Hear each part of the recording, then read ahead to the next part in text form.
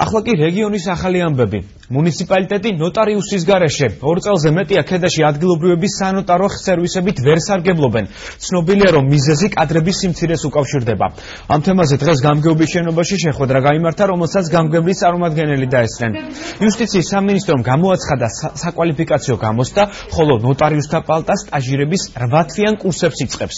უწყების მიერ მომზადებული ნოტარიატის შესახებ კანონში ცვლილებების თანახმად კანდიდატი, რომელიც ყველა შესაბამის პირობას დააკმაყოფილებს, 3 წლის ვადით ნოტარიუსად დაინიშნება იმ დასახლებაში, სადაც სანოტარო მომსახურება ხელმისაწვდომი არ არის. მოსახლეობას უწევს ათრომში არის შვახების რაიონში ისვლა, რომ ამე ასლია დაბადების მოწმობის თუ რაღაც საბუთი არის და სამოწმებელი გადაადგილება ზის ხარჯები ამერიკელი უწევს. შევატყობინეთ მათ, რომ იუსტიციის სამინისტრომ გამოაცხადა საკვალიფიკაციო გამოცდა, ამავდროულად ნოტარიუსთა პალატამ გამოაცხადა მიღება სტაჟირებაზე და მიუწოდეთ ეს ინფორმაცია აქ დაინტერესებულ პირებს.